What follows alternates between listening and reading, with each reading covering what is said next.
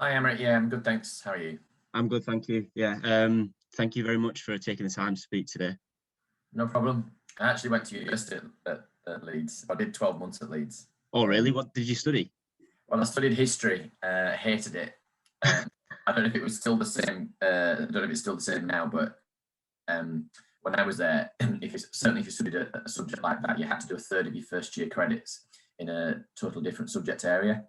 So I did broadcast journalism and loved it, absolutely loved it, and wanted to transfer and like effectively like start my year one again, but they wouldn't let me do it because this course was oversubscribed. So I just left. I So, ended up then doing like a distant learning degree and becoming a surveyor. But yeah, so I thought it's a nice fit really because what course are you doing? so I'm doing broadcast journalism myself. Yeah, I'm wondering whether you had any of the lecturers that we've got at the moment. Do you remember anyone that taught We you? had Helen Sissons. No, she's not here.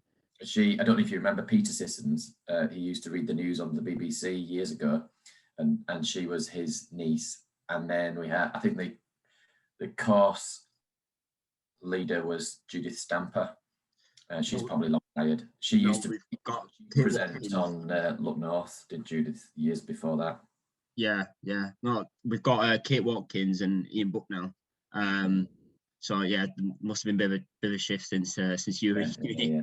Yeah. But yeah, that's interesting. Yeah, I guess it's interesting that you actually took such an interest in journalism more than history, even though you picked history. Oh, I hated history. Well, my brother and sister, my mum and dad had gone to university. I was the youngest of three, and um, my brother and sister had both gone to university, and so there was a level of expectation that I would go, and I didn't really know what I was going to go and do when I went.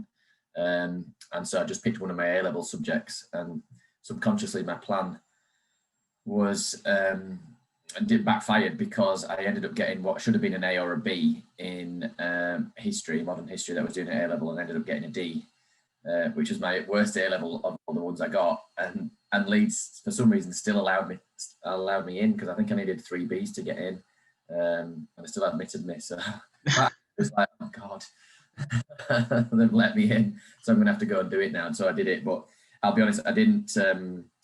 I didn't do the whole proper student thing. I still lived at home because of my rugby. I wanted to sort of, keep that my focus, and so I just travelled in to study and do the course like history. You probably only do maybe 4 6 hours contact time a week, and all the rest of it was just the expectation that you should find books and read. Well, that wasn't my idea of fun. I hated it, And so it wasn't for me. I guess you must have been really busy at that age, doing the rugby and uni at the same time.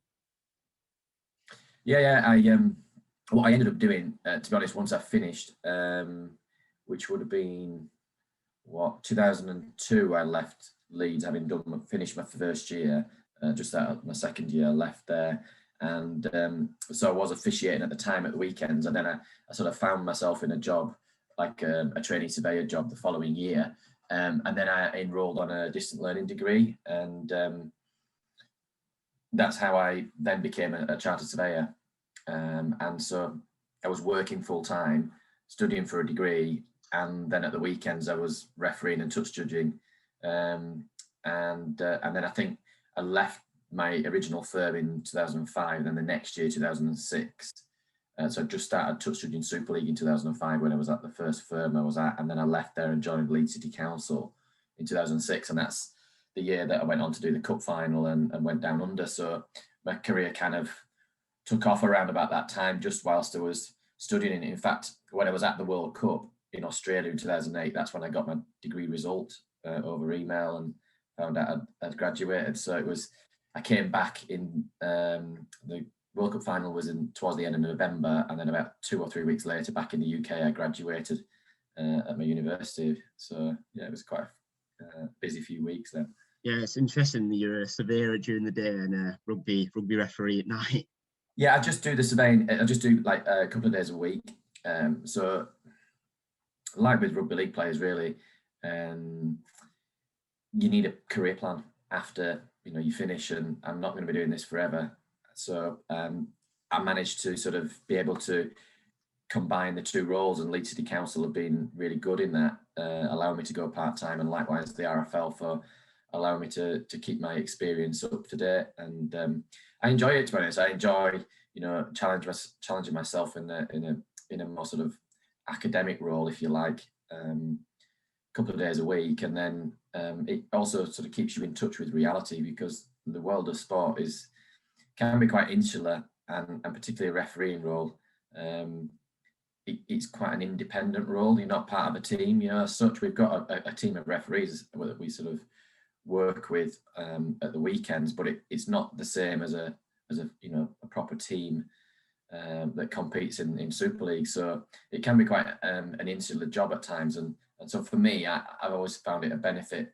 Actually, if you've not had a great week, you've not had a great week game at the weekend, that actually come a Wednesday, when you've got your sort of day off from rugby, that's your day when you can throw yourself into something completely different and concentrate on that for a day, before you get back to it.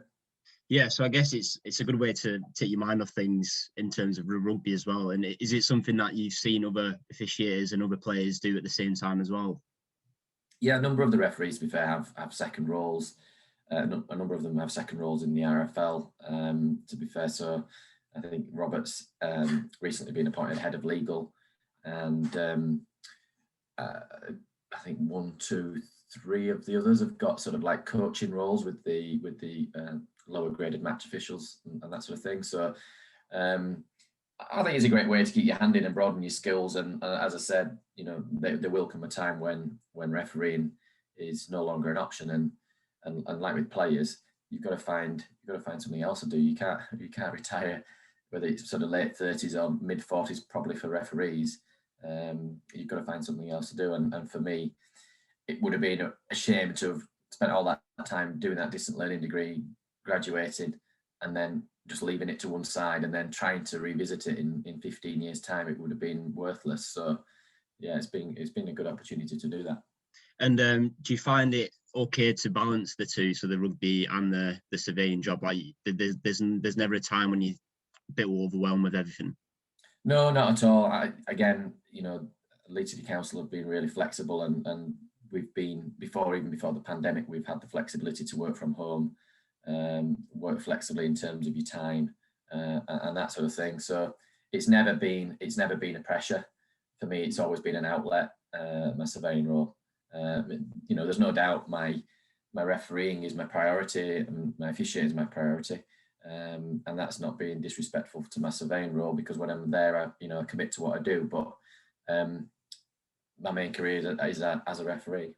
Yeah, I think. Well, I've got a part-time job at Barnsley Council. So it's again a public service body, and I've again found that a lot of them are very open and very flexible and really, really nice and friendly in like accommodating my lifestyle, my university work. So I imagine it's the same at Leeds City Council, as you talked about as well. Yeah, I probably wouldn't have been able to do what I've done if I worked in the private sector as a surveyor. But that's the benefit of working at a local authority.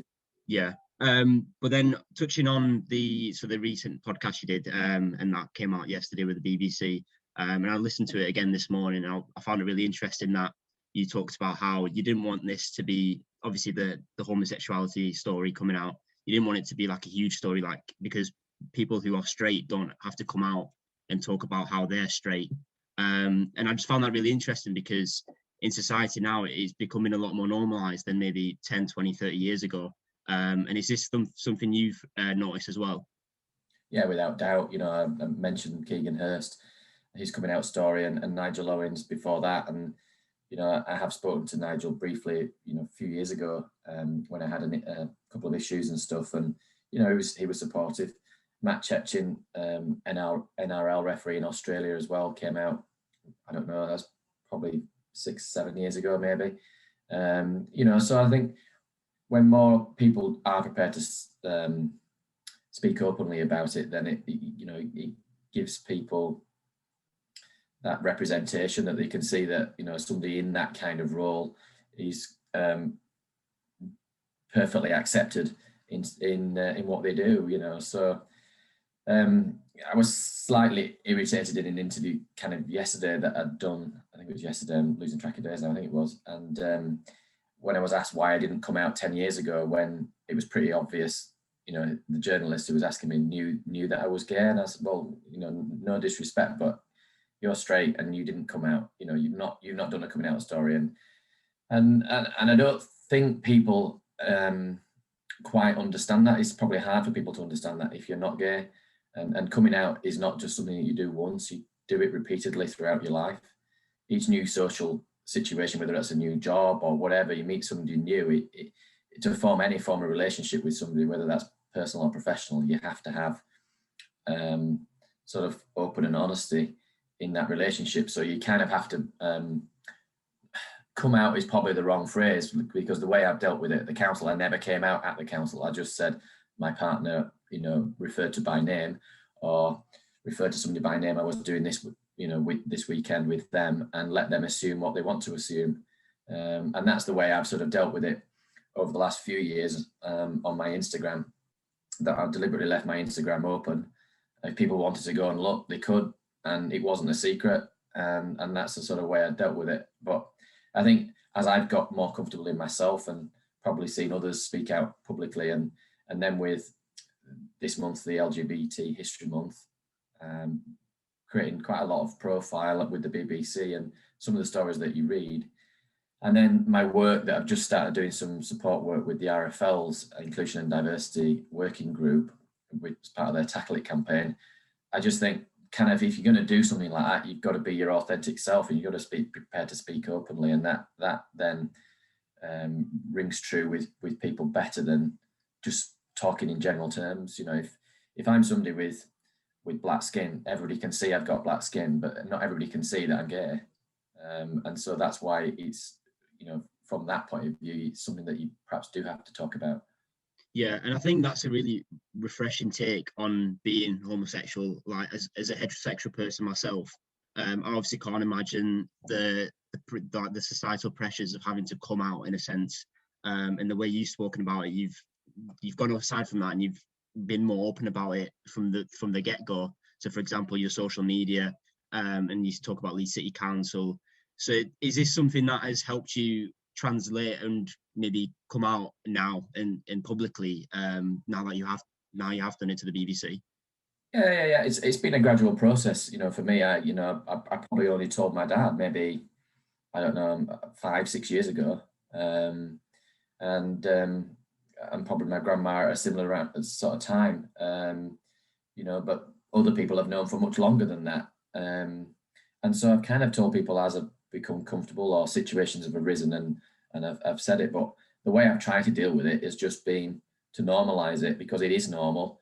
And, you know, this is, you know, who I'm seeing this weekend, this is what I'm doing, or put it on my social media and let people form their own conclusions.